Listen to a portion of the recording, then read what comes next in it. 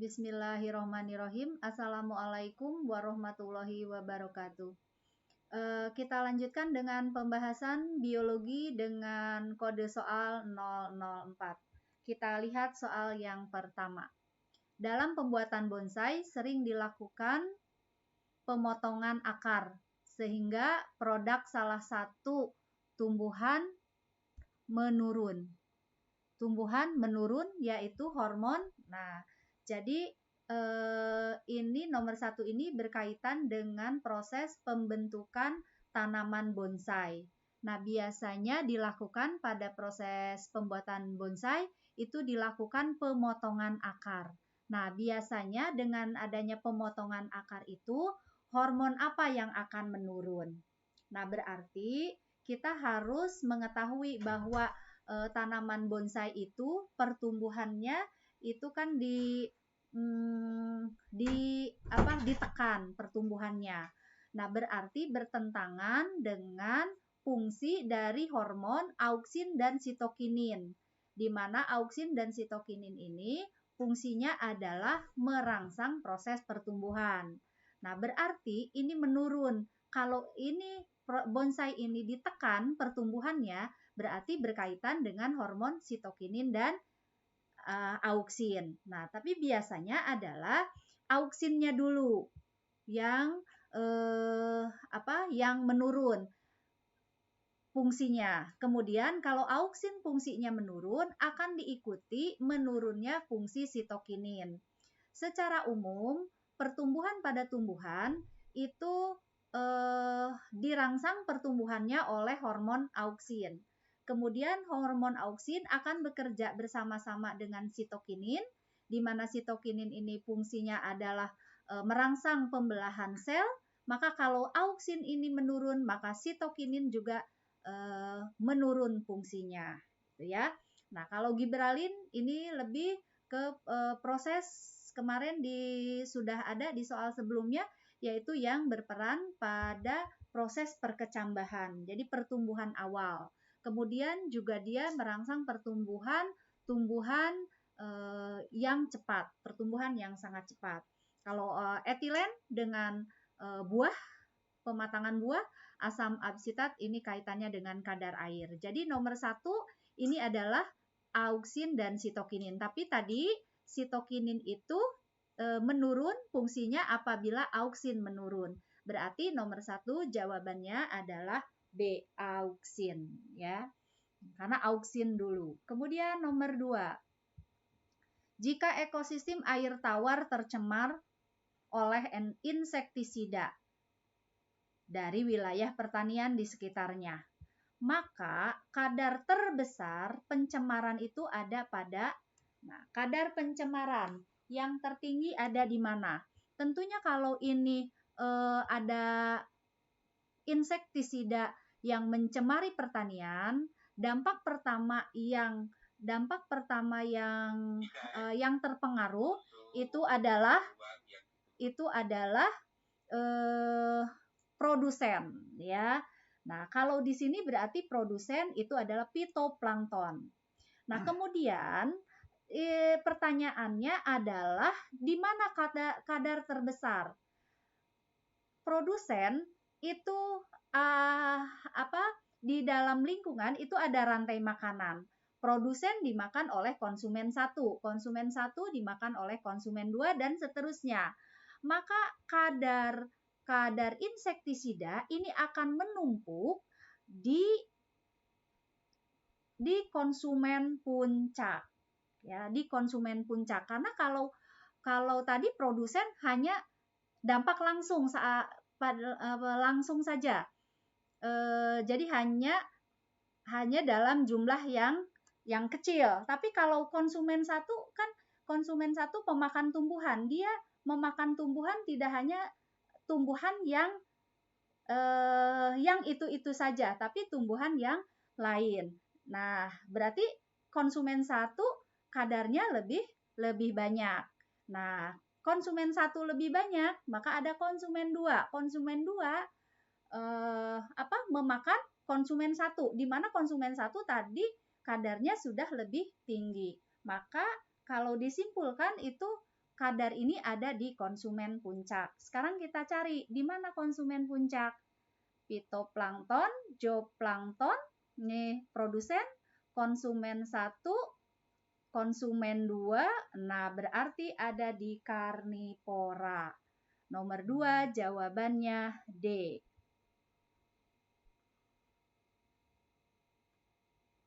Kemudian nomor 3. Nomor 3, respirasi aerob menghasilkan ATP lebih banyak dibandingkan dengan respirasi anaerob. Karena respirasi anaerob, nah, kenapa respirasi aerob itu energinya lebih kecil daripada respirasi anaerob. Anaerob, 1 molekul glukosa akan menghasilkan 36 ATP. Kalau respirasi anaerob, 1 glukosa akan menghasilkan 2 ATP. Nah, mengapa? Merupakan katabolisme sempurna menghasilkan CO2 dan H2O. Tidak, anaerob itu bukan metabolisme sempurna. Metabolisme sempurna adalah respirasi aerob, ya, terbalik. Oke, nomor A. Kemudian yang B, tidak menggunakan oksigen sebagai akseptornya. Betul. Respirasi aerob ini menghasilkan energi, diantaranya adalah ada oksigen sebagai akseptor. Akseptor untuk H+ sehingga terbentuk energi, ya. Terbentuk energi pada saat proses transfer elektron. Nah, kalau respirasi anaerob itu tidak terjadi transfer elektron. Respirasi anaerob tahapannya hanya sampai glikolisis saja. Tapi kalau respirasi anaerob hanya sampai glikolisis saja. Respirasi aerob, glikolisis, dekarboksilasi oksidatif, siklus Krebs, dan transfer elektron. Itu yang aerob 4 tahap, tapi kalau anaerob hanya glikolisis saja, ya. Nah, kemudian menggunakan asam piruvat sebagai substratnya. Tidak. Kan tadi hanya sampai pembentukan asam piruvat saja, sampai glikolisis saja. Memberikan elektron hidrogen NADH kepada aldehid, betul, tapi di ini tidak menunjukkan proses pembentukan energinya. Ini terjadi di respirasi anaerob, tapi tidak menunjukkan pembentukan energinya. Terjadi karena kurangnya oksigen untuk mengoksidasinya. Iya, tapi bagaimana ini kekurangan oksigen itu akibatnya apa? Karena tadi kan yang ditanyakan adalah yang anaerobnya. Kenapa yang anaerob ini jumlah energinya lebih kecil, ya? Jadi kalau sesuai dengan pertanyaan ini jawabannya adalah yang B. Ya. Kemudian nomor 4. Nomor 4, pada suatu persilangan warna bunga warna merah yang tidak sepenuhnya. Nah, tidak sepenuhnya itu sering disebut dengan intermediate. Pada proses penyilangan hukum Mendel itu ada 2 macam. Ada yang bersifat homozigot penuh, ada yang bersifat setengah homozigot penuh atau yang tidak sepenuhnya. Yang misalnya begini, yang kemarin di soal 003, ibu keriting. Ibu keriting, ayah keriting. Nah, keritingnya ditulis, keriting dominan terhadap rambut lurus. Keritingnya ditulis dengan K besar, K kecil. Nah, kenapa ini muncul fenotipnya keriting? Karena ada K besarnya. Tapi kalau yang tidak sepenuhnya atau kita kenal dengan istilah intermediate, kalau ada warna merah, M besar, M kecil. Kalau tadi homozigot penuh itu yang muncul adalah fenotipnya merah. Tapi kalau intermediate, M besar, M kecil ini bukan merah, tapi merah muda. atau pink ya. Nah, maka bagaimana hasil apabila ada penyilangan yang merah tidak dominan disilangkan dengan warna putih. Berarti ini adalah tadi warna merah disilangkan dengan warna putih. Menghasilkan F1. F1-nya M besar, M kecil. Ambil M besar, M kecil, M besar, M kecil. Nah, ini kalau di penyilangan intermediate atau yang tidak sepenuhnya, ini muncul fenotipnya merah muda. Ya, bukan merah. Kemudian apabila F1 disilangkan dengan warna putih, M besar, M kecil, yang ini berarti F1 disilangkan dengan putih, M kecil, maka genotipnya adalah M besar, M kecil, M kecil, M kecil. Ini ambil satu karena sama, ya perbandingannya nanti akan sama. Maka yang ini adalah merah muda, yang ini adalah putih. Perbandingannya merah muda dengan putih 1:1. Nomor 4 D. Nomor 5, perhatikan gambar organ berikut. Nah, ini pertanyaannya, ini adalah kelenjar parotid. Kelenjar parotid adalah kelenjar yang menghasilkan ludah, di mana ludah menghasilkan enzim. Enzim yang dihasilkan oleh kelenjar ludah adalah enzim amilase, yang fungsinya mengubah amilum menjadi maltosa, kemudian jadi glukosa, ya. Nah, kalau lipase ini ada di usus halus, erepsin juga ada di usus halus. Kalau pepsin dan renin ini terjadi di lambung. Nomor 6. Berikut ini ada beberapa pasangan organ. Mana salah satu petunjuk adanya evolusi diperlihatkan dengan adanya analogi pada organ tubuh. Nah, jadi pertanyaannya analoginya. Ingat bahwa bukti adanya evolusi itu bukan analogi, tapi homologi, ya. Jadi petunjuk adanya evolusi itu adalah homologi. Homologi artinya asal usulnya sama. Jadi mengatakan bahwa makhluk hidup itu asal usulnya sama, tapi kemudian berubah bentuk dan fungsinya menjadi berbeda. Tapi asal usulnya sama. Itu homologi, sehingga inilah yang dijadikan petunjuk adanya evolusi. Tapi kalau analogi itu tidak dilihat dari asal usulnya. Asal usulnya beda, tapi punya bentuk dan fungsi yang sama. Karena pertanyaannya analogi, maka jawabannya adalah tadi yang bentuknya sama dan fungsinya sama. Sayap ya dengan sayap.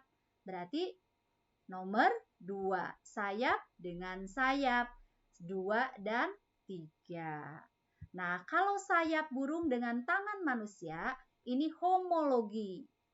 Sayap kupu-kupu dan tangan manusia bukan. Ini bukan menunjukkan homologi, walaupun berbeda, karena sayap kupu-kupu berbeda asal usulnya. Dia asal usulnya melalui proses metamorfosis. Kaki depan buaya dengan sirip ikan paus. Ini homologi. Jadi karena pertanyaannya analogi adalah nomor 2 dan nomor 3. Nomor 6 jawabannya C. Nomor 7. Hidroksilamin adalah mutagen. Dia mutagen penyebab mutasi yang bisa mengubah sitosin menjadi adenin. Jika pada DNA diberikan hidroksilamin yang bersifat mutagen tadi, maka mutasi yang dihasilkan adalah ini sitosin berubah jadi adenin. Nah, nomor 7 ini berkaitan dengan mutasi gen. Mutasi gen itu ada beberapa peristiwa yang terjadi pada mutasi gen. Yang pertama adalah substitusi. Substitusi terdiri dari substitusi transpersi dan transisi. Transpersi adalah apabila ada purin diganti oleh pirimidin yang lain, atau kebalikannya, pirimidin diganti purin. Tapi kalau transisi ini adalah apabila perubahannya ada purin diganti oleh purin yang lain, pirimidin diganti dengan pirimidin yang lain. Kemudian yang kedua ada insersi, ada penyisipan. Jadi nanti struktur struktur DNA-nya ada basa nitrogen yang menyisip, ada tambahan ya. Delesi berarti ada pengurangan. Translokasi ini terjadi pada mutasi kromosom. Inversi juga terjadi pada mutasi kromosom. Di soal sebelumnya sudah dibahas. Nah, yang tadi sitosin menjadi adenin. Kita lihat basa nitrogen itu pada DNA ada dua, purin, pirimidin. Purin terdiri dari adenin dan guanin, pirimidin terdiri dari timin dan sitosin. Sekarang sitosin diganti adenin. Berarti sitosin diganti oleh adenin. Harusnya sitosin ini diganti oleh guanin. Ini yang cocok. Ini adalah pasangannya. Tapi diganti oleh purin yang lain. Maka ini termasuk transversi. Nah, transversi ini termasuk substitusi ya. Termasuk mutasi substitusi. Tadi substitusi itu ada dua. Kalau ada pertanyaannya lebih spesifik, nah ini transversi. Kalau transisi, purin dengan purin lain atau pirimidin dengan pirimidin lain. Nomor 8. Nomor 8, pada siklus hidup plasmodium, proses yang terjadi di sel darah merah manusia adalah, plasmodium itu mengadakan daur, ada siklus. Siklus hidupnya hidup di nyamuk, nyamuknya nyamuk Anopheles, Anophelesnya Anopheles betina, dan di manusia. Di manusia terjadi reproduksi secara aseksual atau vegetatif, di tubuh nyamuk terjadi reproduksi secara seksual. Nah, apa yang terjadi di tubuh manusia? Nah, kalian ini bisa lihat ini lebih lengkapnya di sini. Ibu simpulkan di manusia itu ini adalah ada sporozoid ya. Jadi ada nyamuk menggigit manusia, yang dimasukkan adalah sporozoid. Kemudian sporozoid membelah. Nah, berubah bentuk jadi merozoid. Merozoid membelah kemudian jadi tropozoid. Tropozoid menjadi sizon, sizon menjadi merozoid, merozoid dan membentuk gametosit. Gametosit itu calon gamet. Nah, gametosit tadi tubuh manusia, datang lagi nyamuk.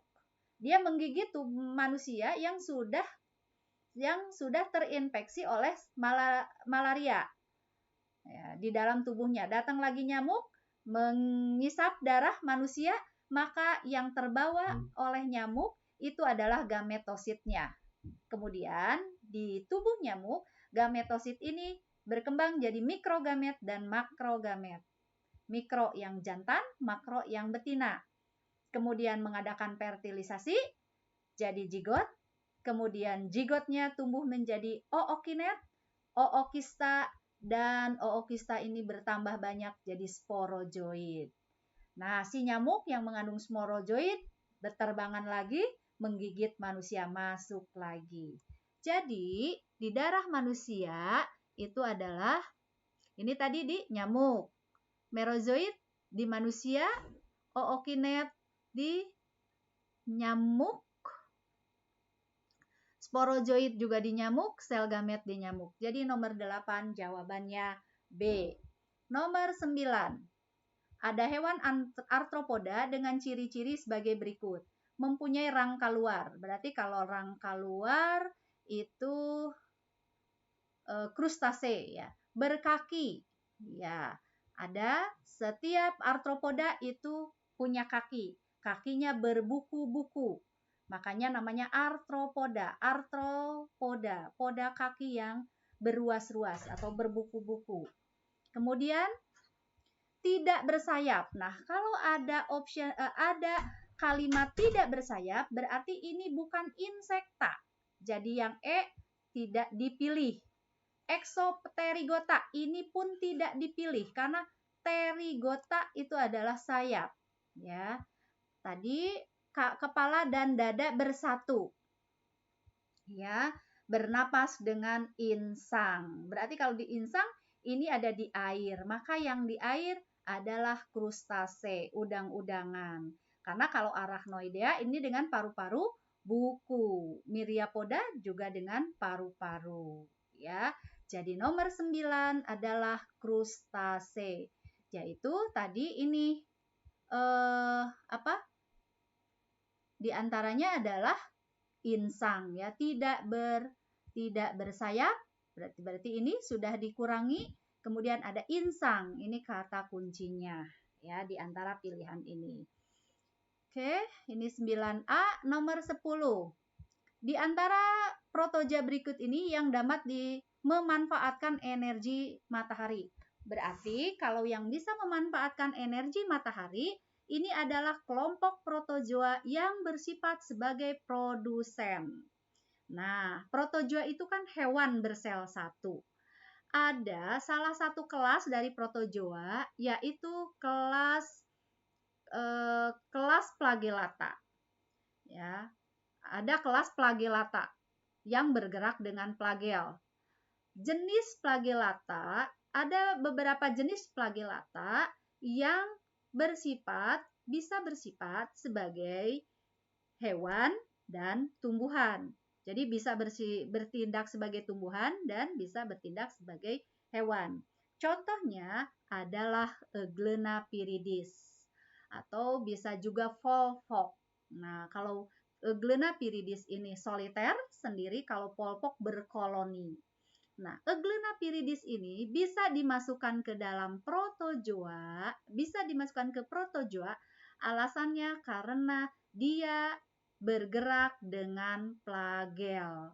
Karena kelas pada protozoa itu pembagian kelasnya berdasarkan alat gerak. Ada yang dengan alat gerak kaki semu, Pseudopodia amoeba protes, ada yang dengan flagel tadi ini, Euglena viridis, ada yang dengan cilia, yaitu Paramecium, ya.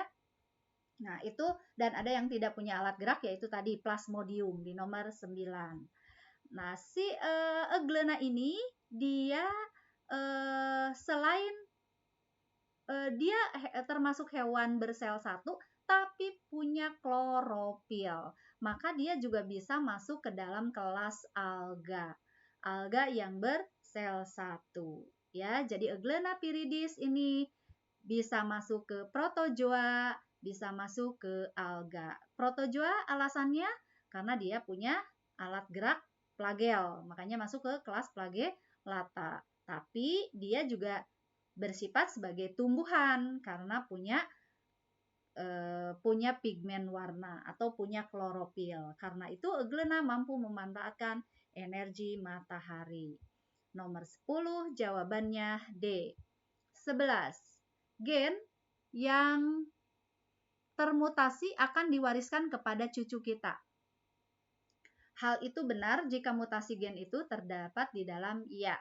Jadi ada jika orang tua mengalami mutasi, itu bisa diwariskan ke cucu kita apabila gen yang bermutasinya adalah yang diwariskan. Apa yang diwariskan berupa apa? Yaitu sel gamet, ya. Nah, di sini cari mana yang termasuk sel gamet. Sel gamet itu sifatnya haploid. N. Kenapa gamet haploid? Karena gamet ini fungsinya untuk fertilisasi. Dia akan bergabung dengan gamet lain sehingga menjadi tubuh yang bersifat 2N, diploid. Ya, maka mana yang termasuk gamet? Sel rahim sudah merupakan sel tubuh, berarti 2N.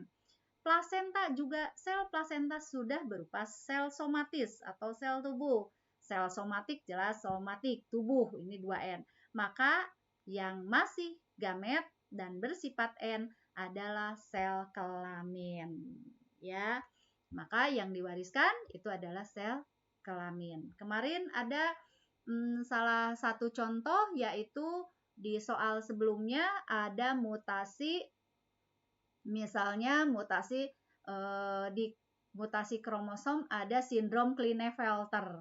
Nah, kenapa ada sindrom Klinefelter? Bayi yang dilahirkan mengalami sindrom Klinefelter karena orang tuanya mengalami gagal berpisah di gametnya.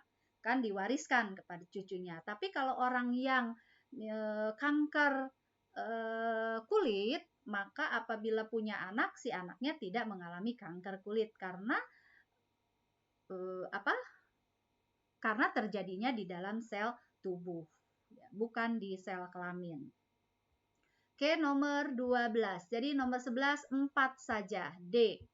Nomor 12. Nomor 12 ini ada gambar otak yang ditunjuk.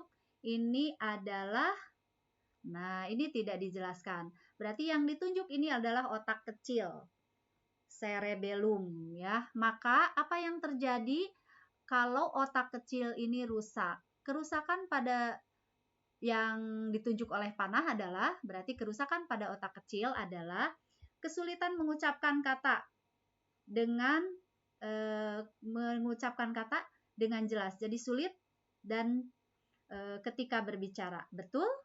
Kemampuan penglihatan berkurang. Betul? Ini bisa terjadi. Kemudian kehilangan kemampuan mengenal aroma. Iya, betul. Otak kecil, fungsi otak kecil tidak dapat menjaga keseimbangan. Iya.